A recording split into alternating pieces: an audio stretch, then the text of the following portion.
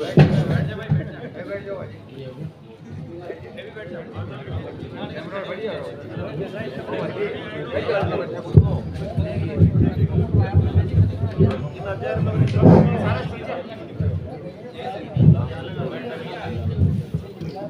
जाओ बेटा।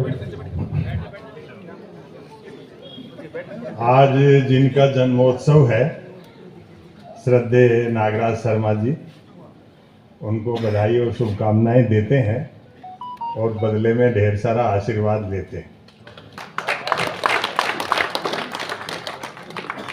नागराज जी भले ही 92 का होगा, पर आंसू बात करो तो आज भी 29 का है।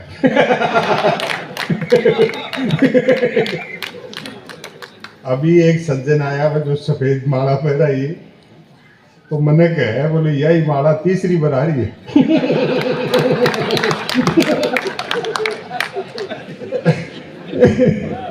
मैंने कहा इन्हें पहले रो नहीं, चौथी बार भी आप।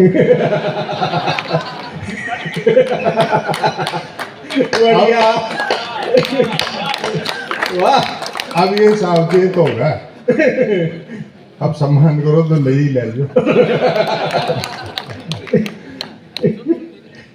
मैंने ध्यान है 1986 को वर्ष हो, मैं छोटो सो फर्स्ट ईयर में या 11th क्लास में पढ़तो, और पहली बार बगड़ आयो भागीर सिंह जी का प्रोग्राम में मैंने 101 रुपया मिला और मैं जबरदस्त हूट होयो, और भी कार्यक्रम में नागराज जी भी है, लेकिन चाल्या मेहनत करी। सेकेंड ईयर में मैं तब कॉलेज का एक कविता प्रतियोगिता के मैंने भाग लेवा, मैं साबू कॉलेज में आयो भी, मैं जज नागराज जी वाह, और मैं फर्स्ट प्राइज मिलो। अब थे देख लो कि मेरो नागराज जी को मिलगो जुलगो कितना पुराना, कौन कवि कितना पीछा ले, कौन कलाकार के कला को प्रदर्शन करे, ये ज्यादा महत्व नहीं रखे। कलाकार वो बड़ो जगह को अपना शहर में कितना सम्मान है। वाह वाह वाह वाह वाह। वरना तो घना ही सेलिब्रिटी है जो एक घंटा का करोड़ों रुपए ले, लेकिन वो सम्मान कितना है।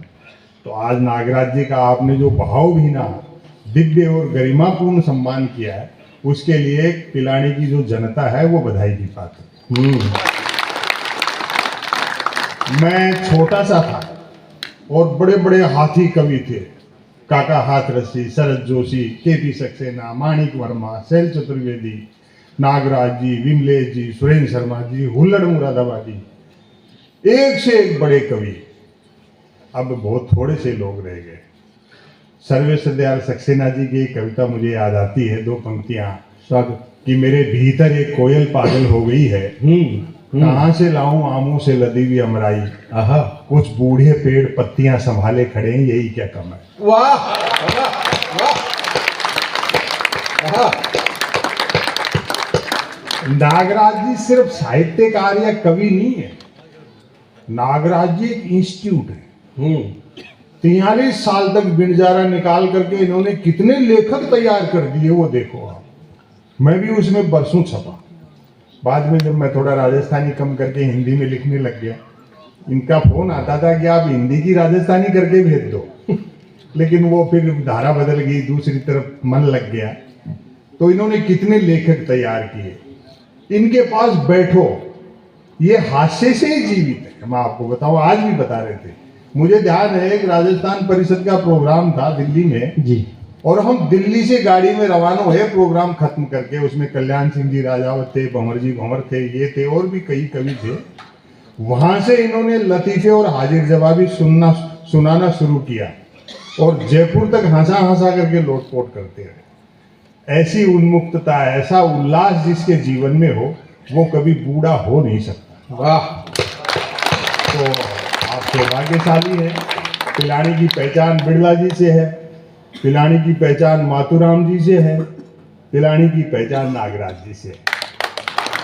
तो मोबाइल, इंटरनेट, ये सब चीजें छोड़ करके ऐसे लोगों के साथ आपको थोड़ा बैठना चाहिए। इनकी सहजता देखो। मुझे एक पुराना लतीफा याद आता है, राजस्थानी में तो इतना बढ़िया बढ़िया बतरस सुनायो वो एक बुजुर्ग आदमी 65-70 साल को डॉक्टर का कन गयो, बोलो डॉक्टर साहब घुटना में तकलीफ है। डॉक्टर घुटना चेक करके एक पर्ची लिख दी, बोले बाबा जी दोनों टाइम रगड़ जियो। वो पर्ची देख करके पूछो डॉक्टर साहब लिखेड़ी बिना लिखेड़ी कौन सी तरफ से रगड़नी है?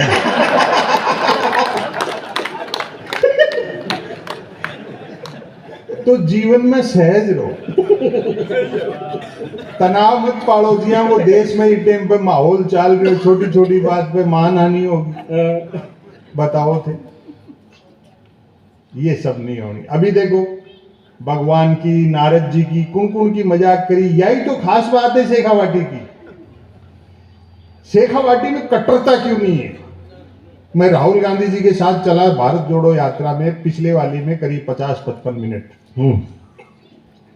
उनसे भी मैंने बात की, बोले यार ये चीज आप में कहां से आती है? मैंने कहा साहब शेखावाटी के आदमी का सेंस ऑफ ह्यूमर बहुत जोरदार है, और जिस क्षेत्र के लोग हंसते ज्यादा है, दिल पर नहीं लेते, वहां कभी कट्टरता हो नहीं सकती। सभी धर्म, जाति, भाषा, संप्रदाय के लोग बड़ी बात, बड़ी बात, वाह। ऐसे हंस करके टाल दिया करो, नागराज जी कितना मजा ले रहे हैं आप बताओ। तो ये सब चीजें हैं। वो गांव में के नागराज जी एक आदमी का घर है शमशान घाट के पास में। आपा तो देवी देवता से मजाक कर लिया, और आवार तो लठ बाज जाएगा साहब ते यहाँ बोल दिया भगवान के लिए। शास्त्र के समांतर एक लोक भी है, और वो लोक इतना समृद्ध है आपा भी न भूल गया, और वो मिलेगा बुजुर्गा से। शमशान घाट के पास गरा, वो एक नई नई भैंस ले आयो, जी भैंस ने दूबा बैठो बैठी कर एक अर्थी आ गई, राम नाम सत्य है, राम नाम सत्य है। गणेशार की भीड़ और झूठा आदमी का मुंडा से राम को नाम सुन करके भैंस भी तक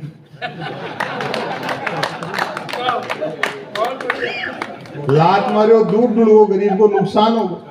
वो दूसरे दिन फिर जी ही भैंस ने दूबा बैठो बैठी कर फिर अर्थी आ गई, राम नाम सत्य है, राम नाम सत्य है। भी गरीब को पहले दिन नुकसान हो, तो वो पहली जाकर के अर्थी आड़ा ने पूछ लियो, क्यों ना बोलो काल ओढ़ो लिया घूम रहे हो, कोई ताजा मार ले।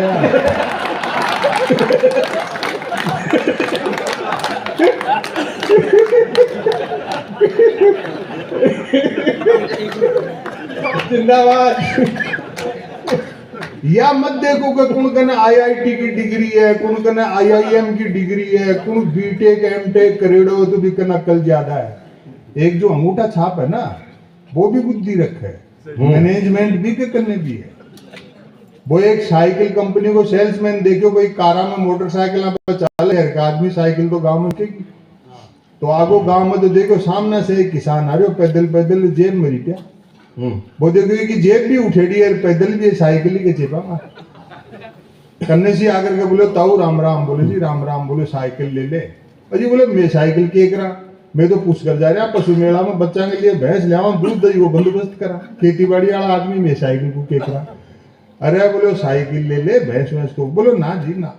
तो वो साइकिल कंपनी को सेल्समैन ब्रह्मास्त्र फेंक्यो, बोले देख तेरा घर है ढाणे से 2 कोस दूर, और तू भैंस ले रहे हो, रोजाना इतनी दूर भैंस पे बैठ कर आओगे तो लोग हंसेगा।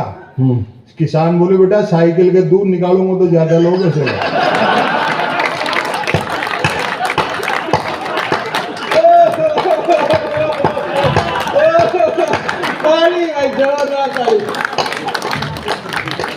तो जय हो खाली नहीं, या भी नहीं है। बरतेड़ी है सारी। आप अपनी प्राथमिकता ही तय कौन कर पा रहे? घरा से खरीद बा कुछ ले आया, लेकर कुछ, ये सब चीज है। ये बुजुर्ग जो आदमी है ना, बूढ़ा बूढ़ा बैठा है, समझे सब है।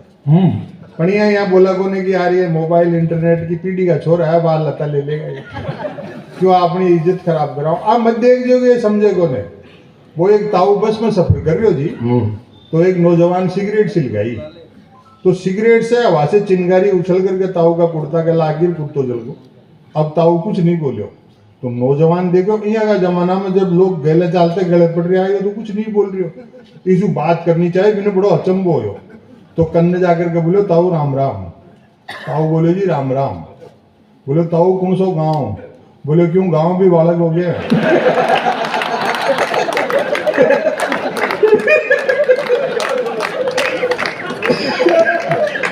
जियो सर जियो। आहा, या बूढ़ा ने हल्का में मतलब ज्ञान है ही है। मैं थोड़ा ज्यादा बैठगा तो जल्दी सीखगा। या है आदरणीय विधायक जी, मुझे नहीं मालूम किस पार्टी के, कांग्रेस का। आजकल घेरो कौन पड़ेगा।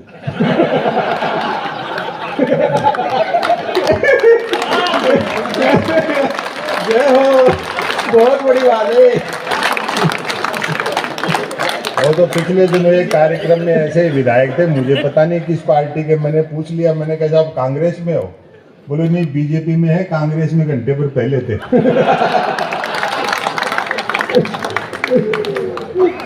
कोई पता ही नहीं लग रहा कौन किधर से आ रहा है किधर जा रहा है। और देखो भाजपा जो अपने आप को दुनिया की सबसे बड़ी पार्टी कहती है, उसके बावजूद वो तो तब जब कह रहे हैं कि एक अकेला सब पर भारी, तो फिर भाई काहे को दूसरे में तोड़फोड़ कर रहे हैं? सही बात।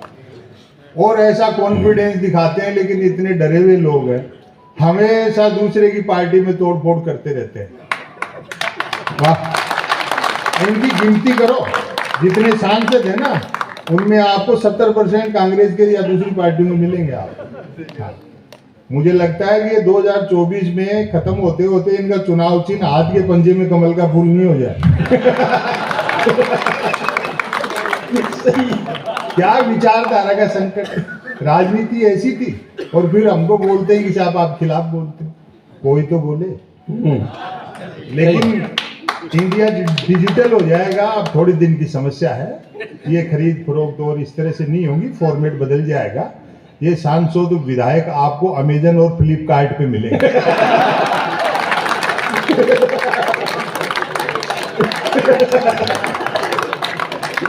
और बहुत अच्छे। रिटायर्ड बूढ़े और आउटडेटेड नेता भी अपने आप को अप्रासंगिक न समझे, वो खुद को OLX पर डाल सकते हैं।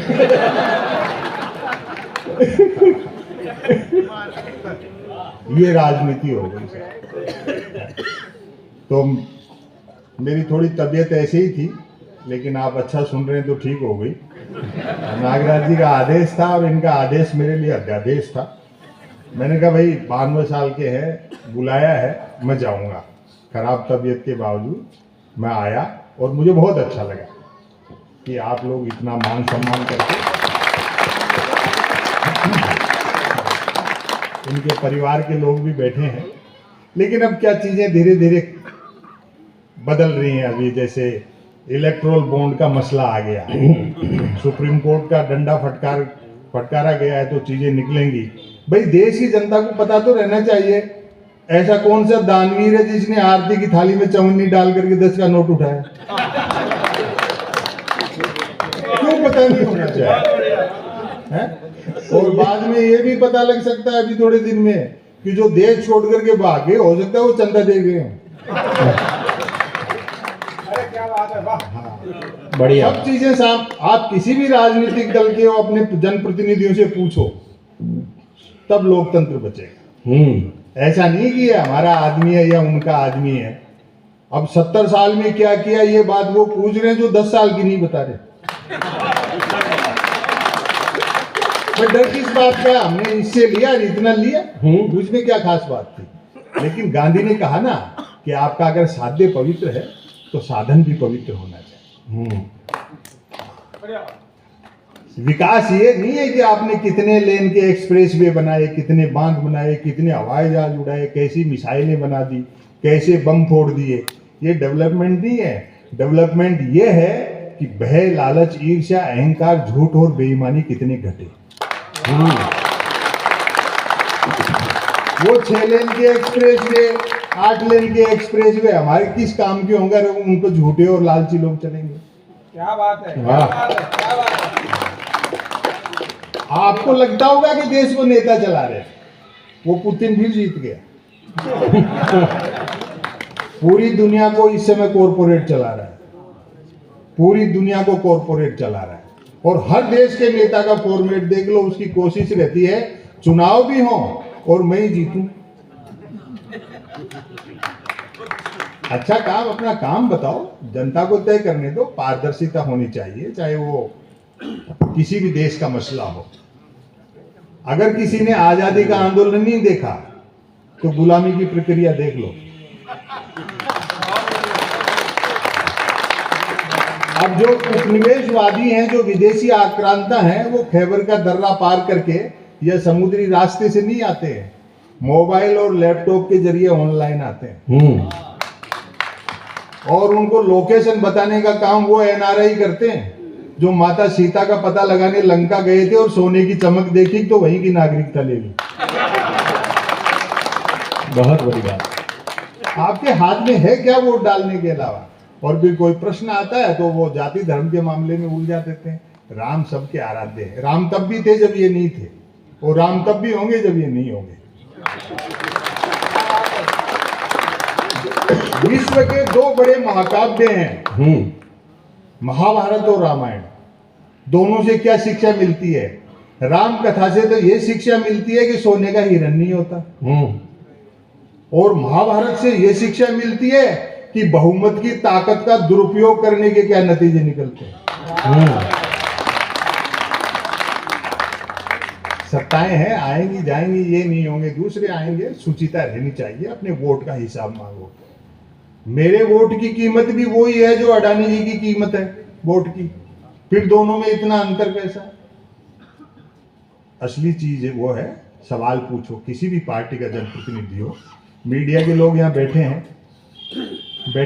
कोई बात नहीं, बैठे ही रहना।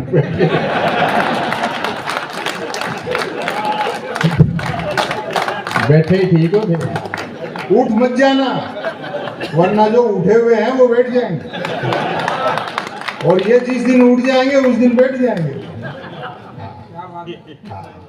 दरअसल इनकी गलती नहीं है, ये तो नौकरी करते हैं। जो मीडिया हाउस चलाते हैं, जिनको राज्यसभाओं की मेंबरी चाहिए, वो हेडलाइन तय करते हैं कि आज ये होगा, आज वो होगा। मैं तो आज यही बात कर रहा था नागराज जी से कि साहब, मैं तो उस समय छोटा सा था, क्या समय था। धर्मयुग, साप्ताहिक हिंदुस्तान, दिनमान, सारिका, रविवार, कादम्बनी, नवनीत, रीडर डाइजेस्ट, तो अखबारों में साहित्य आता था। रविवार ही अलग से निकलता था, 4 पेज का सप्लीमेंट, और घर बैठे क्या लिटरेचर पढ़ते थे हमने। प्रेमचंद, टैगोर, शरदचंद्र चट्टोपाध्याय, हरिशंकर परसाई, शरद जोशी, सब वहीं तो पढ़े। लेकिन अब तो अखबार 3 चीजों के लिए पढ़े जा रहे हैं: बिजली कटौती, उठावना और राशिफल।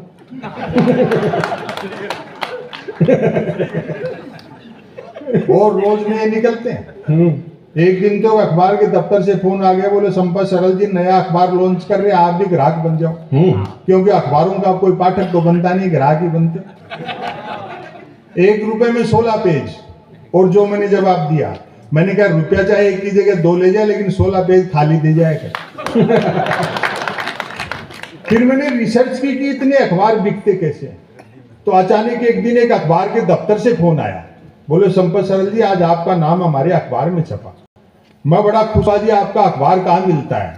बोले हमारा अखबार कोई होकर नहीं बांटता, जिस किसी का नाम छप जाता है दिन भर वही खरीद खरीद कर बांटता है। और टेलीविजन ने तो हद ही कर रखी है। मैंने तो 2019 में टीवी का कनेक्शन कटा दिया था, और इतना डरा हुआ रहता हूं कि बंद स्क्रीन भी ढक के रखते हैं। 4 जन वैसे आते हैं प्राइम टाइम में, एक मुद्दे का समर्थक, दूसरा मुद्दे का विरोधी, तीसरा बुद्धिजीवी दोनों को हड़काने वाला, और चौथा एंकर तीनों को भड़काने वाला। बहस होनी होती है गरीबी की रेखा पर, और करते रहते हैं रेखा की गरीबी पर। ये टीवी चैनल वाले तो गरीबी के दृश्य भी तब तक नहीं दिखाते जब तक कोई स्पॉन्सर नहीं मिल जाता है। प्रधानमंत्री कदम ताल करते हैं तो इलेक्ट्रॉनिक मीडिया उसको मार्च पास्ट बताता है।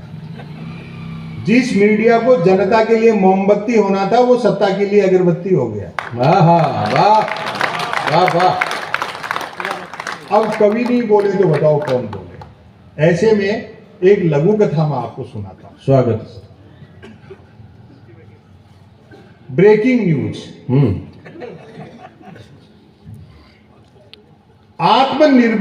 आत्मनिर्भर नामक राज्य में डिजिटल क्रांति भले ही होने को थी, पर न्यूज क्रांति हो चुकी थी। न्यूज चैनल खबरें तलाशते नहीं गढ़ते थे, और देते नहीं फैलाते थे।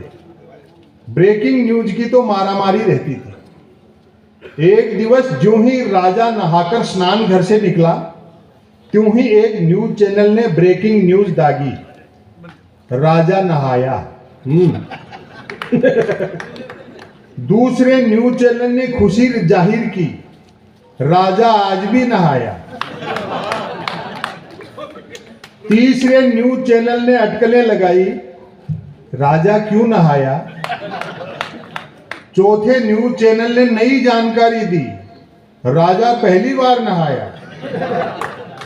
पांचवें न्यूज चैनल ने आत्मनिर्भरता की पुष्टि की, राजा खुद नहाया।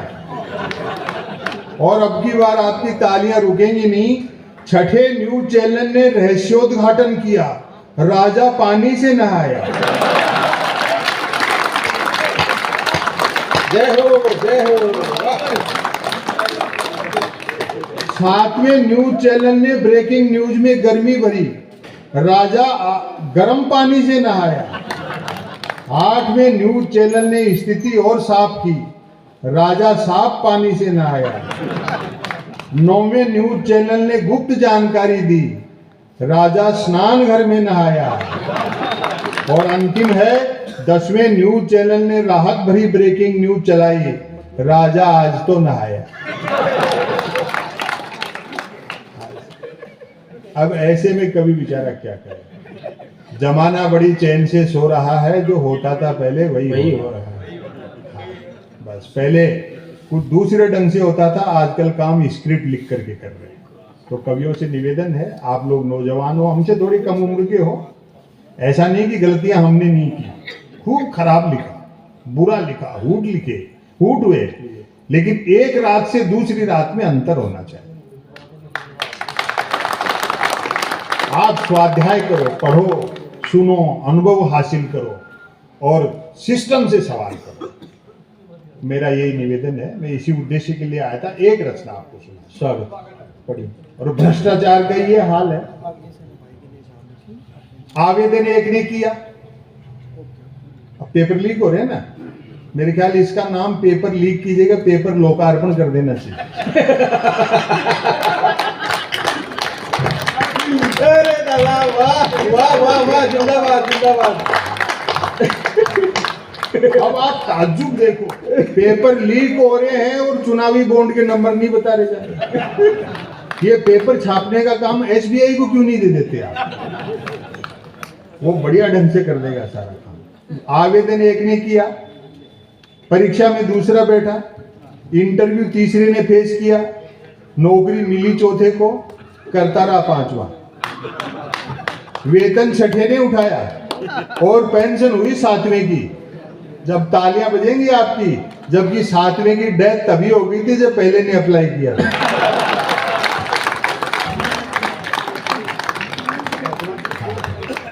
बड़ा अच्छा लगा, भले थोड़ी संख्या में है, लेकिन माताएं बहनें भी यहाँ बैठी हैं, बहुत अच्छा लगा। आप लोग भी देखो, शादीशुदा हो तो पत्नी को साथ रखा करो, वरना मन की बात भी रेडियो से करते फिरोगे।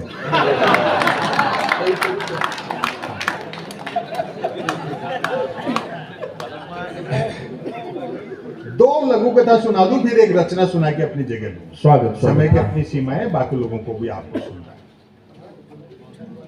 ग्लोबलाइजेशन, ये असली विष बीज इसमें है। ग्लोबलाइजेशन, ये जो नई आर्थिक नीति आई ना, आवारा पूंजी और बेकाबू टेक्नोलॉजी, सारा खेल इसने कर दिया। यही है इसमें, जब इसको समझ जाओगे सारी चीजें समझ में आ जाएगी। ग्लोबलाइजेशन, महल के मुख्य द्वार की दिशा में अपार जनसमूह का शोर सुन राजा राम ने लक्ष्मण से प्रश्न किया, ये कैसी आवाजें आ रही अनुज, कौन लोग होंगे? उत्तर मिला, भगवान सब अयोध्यावासी हैं। जब से राज्य में ग्लोबलाइजेशन आया है, प्रत्येक नागरिक धनुष बाण खरीदने को लोन लेना चाहता है, ताकि वह भी सोने का हिरण मार सके। वाह। सदाचार, किस कारीगरी से करप्शन होता है? सदाचार। वो एक जूनियर कर्मचारी ने झूठा फैमिली अलाउंस उठाने के लिए रिकॉर्ड में 3 बच्चे लिखवा दिए, तो उसके सीनियर ने उसको डांटा, नालायक, देश को आजाद हुए 75-77 साल हो गए, मौके का फायदा उठा, क्या 3 बच्चे लिखवा दे, कम से कम 5 तो लिखवाता। 7 तो मैंने लिखवा रखे हैं। और वो जूनियर का जवाब सुनना, 7 तो मैंने लिखवा रखे हैं। जूनियर बोला सीनियर से, साहब आपका क्या मुकाबला करेंगे, आप शादीशुदा भी तो हो।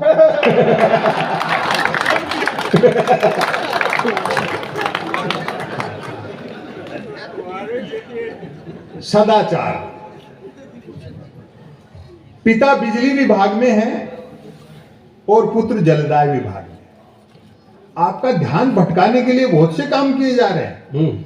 दुनिया में मंदिर हम खोलेंगे और गूगल दुनिया का दूसरे नंबर का सबसे बड़ा दफ्तर हैदराबाद में खोलेंगे। मतलब घर घर में घुस गए मल्टीनेशनल और सवाल उठाओ तो एंटी नेशनल। बढ़िया। झगड़ा पॉलिटिक्स का है ही नहीं, सारी समस्या आर्थिक है। फिर किसी गांधी की जरूरत पड़ जाएगी इनको बाहर निकालने के लिए। अभी तो वो एआई और डीप फेक आ जाती है, लेकिन एक अच्छी बात है, हिंदुस्तानी आदमी उस समस्या से निपट लेगा, भले ही हम कीमत कितनी भी दे दें। अपन वो लोग हैं जो गाड़ी चलाते समय इंडिकेटर देने के बावजूद हाथ भी निकालते हैं। डबल प्रोटेक्शन, लेकिन कीमत चुकानी पड़ेगी। पिता बिजली विभाग में है और पुत्र जलदाय विभाग में। दोनों ने शहर की एक कॉलोनी में बराबर ही में अपना अपना नया मकान बनवाया। पिता को मकान में नल कनेक्शन चाहिए और पुत्र को बिजली कनेक्शन। जब तक पिता घूस नहीं देगा, बेटा उसके यहां नल नहीं लगने देगा। जब तक बेटा घूस नहीं देगा, पिता उसके यहां बिजली कनेक्शन नहीं होने देगा। पिता पुत्र में जूतम पैजार चाहे 1000 होती हो, लेकिन भारतीय संस्कारों में अभी इतनी गिरावट नहीं आई है कि पिता पुत्र ही आपस में रिश्वत मांगने लगे। सो बेटा बिजली की चोरी करता है और बाप पानी की।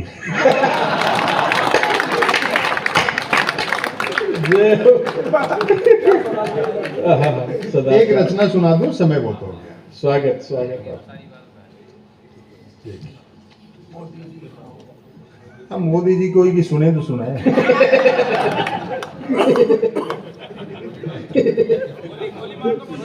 ना कोई नहीं। एक ऐसा व्यंग सुना देता हूँ जो पॉलिटिक्स पे। स्वागत। एक पॉलिटिक्स पर एक व्यंग सुना देता हूँ जिसमें समाज की जो विकृति है, हम किसी व्यक्ति को टारगेट नहीं करते। दरअसल क्या है कि जब व्यक्ति प्रवृत्ति में बदल जाता है तब व्यंग होता है। जैसा होना चाहिए वैसा न होकर के जो नहीं होना चाहिए वो होता है, तब व्यंग होता है। वही प्रवृत्ति और कोई खास बात नहीं। वो हमारे भी उतने प्रधानमंत्री हैं जितने दूसरों के, वो कोई खास बात नहीं। आप वोट किसी को भी दें, लेकिन अपने जनप्रतिनिधि से सवाल पूछें। यही बस मेरा एक निवेदन रहता है। हम किसी के विरोधी नहीं। हम छोटे छोटे गांवों से निकले, आप कस्बे में आए, हम महानगर में रहते हैं। गांव में शहर में एक अंतर है। शहर में रह करके रूमानी चश्मे से गांव देखना एक अलग बात है, लेकिन गांव में जाकर के हम रह नहीं सकते। आप 2-3 दिन जाओ, पिकनिक हो गया अलग बात है, लेकिन चौथे दिन भागना पड़ेगा। और एक विधायक जी जानते हैं, गांव की राजनीति शहर से ज्यादा जटिल है। बस 2 चीजों का अंतर है। एक तो गांव में जातीय कट्टरता है, सांप्रदायिक विद्वेष नहीं है।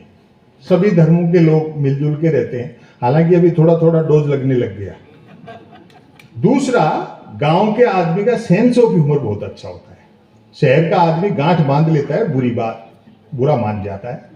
गांव का आदमी शाम को मजाक करता है, सुबह वैसा का वैसा। सभी धर्मों के लोग मिलजुल के रहते हैं। वहीं से मैंने एक रचना निकाली, सुनिए साहब। एक आदर्श भारतीय गांव। पहली पंक्ति से आप पकड़ना। कुछ कह रहे हैं आप?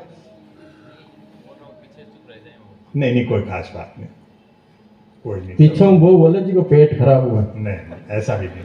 आप मोहब्बत से सुनिए, कोई खास ऐसा नहीं बोलना। सब तरह के लोग, कोई आप सुनिए। एक आदर्श भारतीय गांव। और गांठ मत पालो, कोई बात कह देता है तो हंस करके टाल दो, ये सब चलता रहता है। महिलाओं को देखो कितना सहती है। वो पति ने डींग हांगते हुए कहा, मेरा बड़प्पन देख जो तेरे से बिना देखे शादी कर ली। पत्नी बोली, मेरी भी मत देख जो तेरे को देखने के बाद भी मना नहीं किया।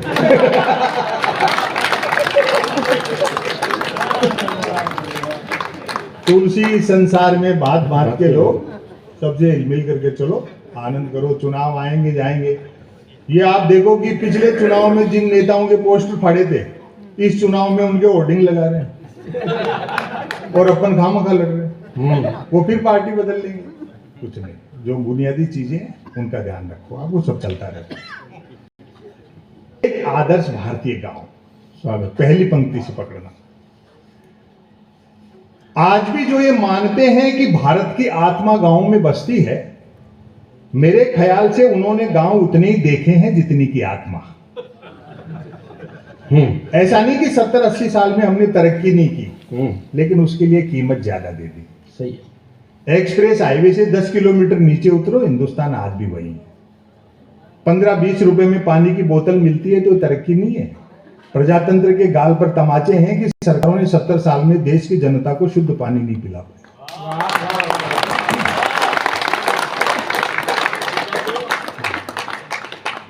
ये हमारी समस्या है और कोई समस्या नहीं। टेक्नोलॉजी अपनी जगह है, वो भी होनी चाहिए, लेकिन उसका ढिंडोरा क्या पीटना, वो तो एक सुविधा है, उस पर भी पार पा लेंगे अपन। ऐसा कोई थोड़ी होता है भाई। पहिए का आविष्कार और आग की खोज से बड़ी क्रांति तो हुई नहीं, लेकिन आदमी ने पहिए के लिए भी ब्रेक बना दिए और आग को माचिस की डिबिया में बंद कर दिया। इससे भी पार पा लेंगे, ऐसी बात नहीं है, लेकिन हम कीमत कितनी चुकाते हैं। सुनिए, एडिसन ने जब बल्ब का आविष्कार किया तो बल्ब के कारोबारियों ने भी दावा किया था कि अंधेरे के ताबूत में आखिरी कील है। आज हम देख रहे लोग अंधेरे का फायदा उठाकर चोरी करते हैं और चुराए गए माल का बंटवारा बल्ब जलाकर किया जा रहा है।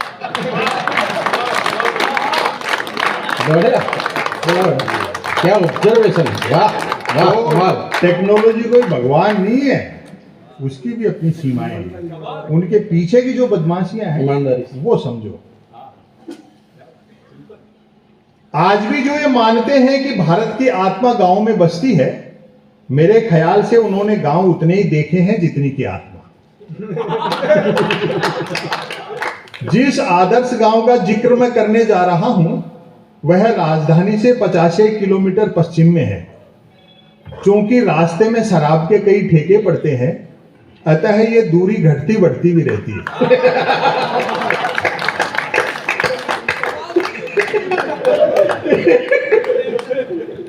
दारू पी गई इस देश को। कहते हैं कि उक्त आदर्श गांव किसी जालिम सिंह नामक डाकू ने बसाया था। इनके प्रति गांठ मत पालना, ये मजाक करते रहते हैं, कवियों की बात का बुरा नहीं मानना चाहिए, आप मस्ती से सुनो। कहते हैं कि उक्त आदर्श गांव किसी जालिम सिंह नामक डाकू ने बसाया था, जो कि निहायत ईमानदार और परोपकारी डाकू थे, क्योंकि निर्वाचित नहीं थे। हालांकि बाद में उन्होंने भी डाकू जीवन से वीआरएस लेकर पॉलिटिक्स ज्वाइन कर ली थी। उनके समझ में आ गया होगा कि एक डाकू को जिनके यहां डकैती डालने जाना पड़ता है, चुनाव जीत लेने पर वही लोग घर बैठे दे जाते हैं। और आज की शाम नागराज जी के जन्मोत्सव के इस कार्यक्रम में, बिंजारा के लोकार्पण के कार्यक्रम में, इससे आक्रामक व्यंग मैं कह नहीं सकता था। अगर आपको अच्छा लगे तो व्यंग पर दाद दें, अच्छा नहीं लगे तो मेरी हिम्मत पे दाद दें। यूं भी कहां स्वच्छ भारत अभियान की जरूरत है, भरपूर समर्थन चाहूंगा। यूं भी अपराध और राजनीति में महज वोटिंग का ही तो अंतर रह गया है। संसद पर जिन आतंकियों ने हमला किया था, सुरक्षा प्रहरियों ने उन्हें गोली मारने से पहले निश्चित ही कहा होगा, मानते हैं आप आतंकवादी हैं, एक भी हाथ खामोश न रहे, मानते हैं आप आतंकवादी हैं, बहुत बड़े अपराधी हैं, लेकिन चुनाव जीते बिना अंदर नहीं जाने देंगे।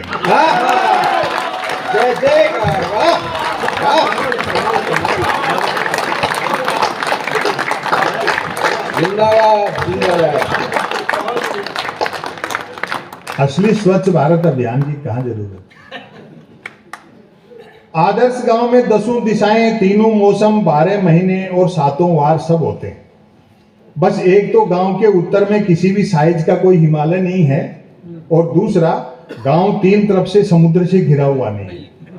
गांव वालों का दावा है कि डाकू जालिम सिंह जी 2-4 दिन भी और जीवित रह लेते तो आज ये दोनों चीजें भी गांव में होती।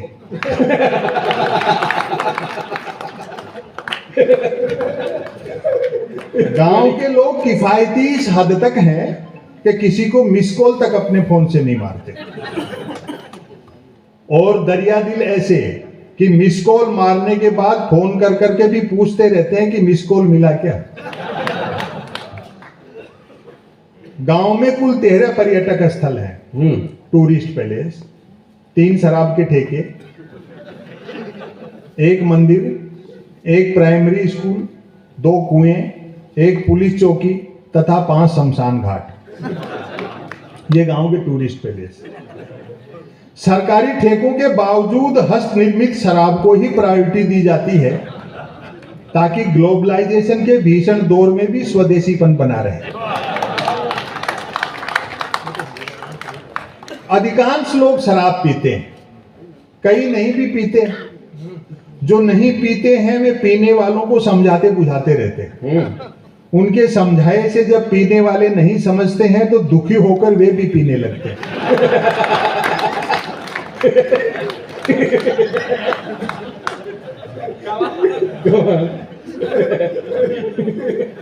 लोगों में सरकारी नौकरियों के प्रति बड़ा मोह है। सबका प्रयास रहता है कि काम ऐसा हो जिसमें काम न हो। क्या बात है। जहां तक मेहनत मजदूरी का सवाल है, मेहनत करने वाले को मजदूरी नहीं मिलती और जिसे मजदूरी मिल जाती वह मेहनत बंद कर देता है। क्या बात है, क्या बात है। अब एक शब्द का आनंद लेना, सबके आपसी संबंध गठबंधन सरकारों जैसे हैं, अर्थात स्वार्थ ही 2 लोगों को जोड़ता है। उम्र का फासला भी रिश्तों में बाधक नहीं बनता। दिन में जो बेटे का क्लास फेलो होता है, शाम को वही बाप का ग्लास फेलो होता है। Class glass. गांव में जब से हैंडपंप लगे हैं, दोनों कुएं शर्त लगाकर कूदने के काम आ रहे हैं।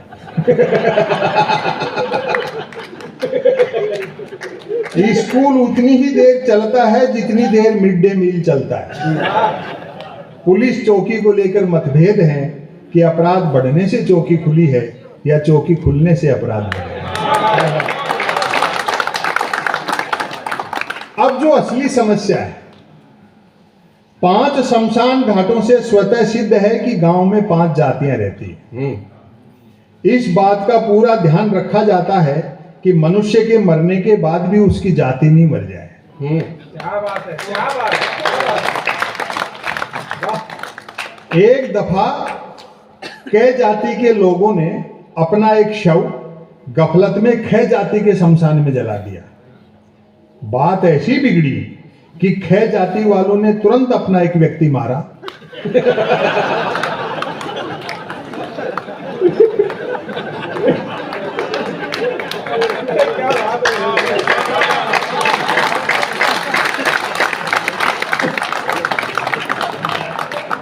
और उसे कै जाति के शमशान में जलाकर बदला लिया। और विधायक जी बुरा न माने, वो दूसरी पार्टी के विधायक के लिए कह रहा हूं। अंततः लोकल विधायक ने दोनों जातियों से 2-2 लोग मरवाकर उनके अपने अपने शमशानों में जलवाए, तब जाकर शांति हुई।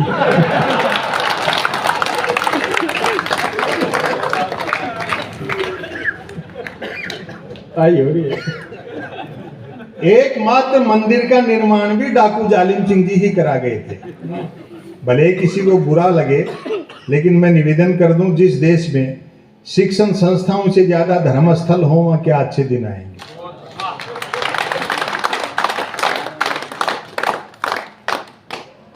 एकमात्र मंदिर का निर्माण भी डाकू जालिम सिंह जी ही करा गए थे। कथा है कि एक रात सपने में उन्हें एक साधु ने ताना मार दिया था कि मूर्ख, लूट का माल यूं ही नहीं पचेगा, थोड़ा दान धर्म भी करना सीख। कहते हैं बात ऐसी चुभी कि डाकू जालिम सिंह जी ने अगली ही रात आसपास के कई मंदिरों को लूटा और उसी मेहनत की कमाई से इस भव्य मंदिर का निर्माण करवाया।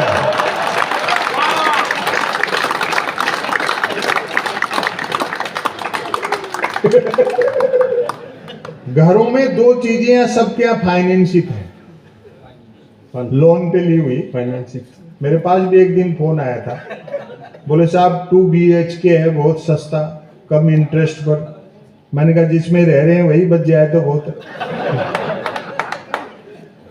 घरों में दो चीजें सबके यहाँ फाइनेंसित हैं, मोटरसाइकिल और टेलीविजन। मोटरसाइकिल इसलिए कि गांव सड़क मार्ग से शहर जा सके, टेलीविजन इसलिए कि शहर आकाश मार्ग से गांव आ सके। टीवी ने तो ज्ञान के क्षेत्र में क्रांति कर दी। कक्षा में मास्टर जी महाभारत के रचयिता का नाम पूछते हैं तो बच्चे BR चोपड़ा बताते हैं।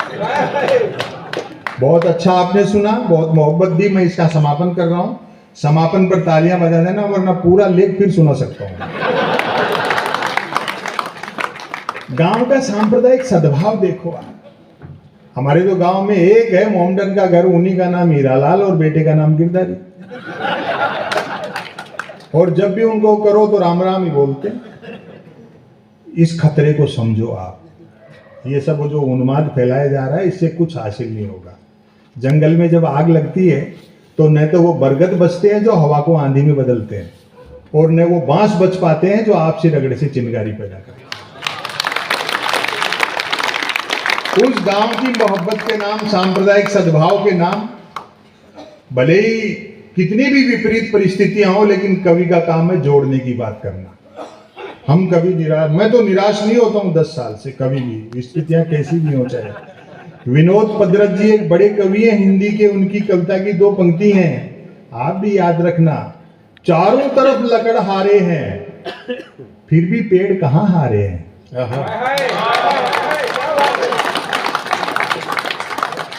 जो हो, गांव वालों में परिहास वृत्ति लाजवाब है, उनका सेंस ऑफ ह्यूमर देखो। चरणदास जी हड़बड़ी में जरा छोटे जूते खरीद लाए, दुकानदार ने बिका हुआ सामान वापस नहीं लिया, क्योंकि दिन भर में एक ही बिका। लाचार चरणदास जी को ठांसे गए जूते काट रहे हैं और वे लंगड़ाते हुए चल रहे हैं। रास्ते में टकरा गए इकबाल मियां, पूछ बैठे, चरणदास जी ये जूते कहां से मार लाए? मतलब कितने के पड़े? एक तो जूते काट रहे थे, ऊपर से इकबाल मियां की मार लाए और पड़े जैसी भाषा। अब समापन कर रहा हूं, तालियों से विदा करना। वो तालियां नागराज जी के जन्मोत्सव के उपलक्ष्य में होंगी, मेरी विदाई की नहीं। एक तो जूते काट रहे थे, ऊपर से इकबाल मियां की मार लाए और पड़े जैसी भाषा। चरणदास जी ने झल्लाकर कहा, पेड़ से तोड़े हैं? इकबाल मियां बोले, महाराज कच्चे तोड़ लिए।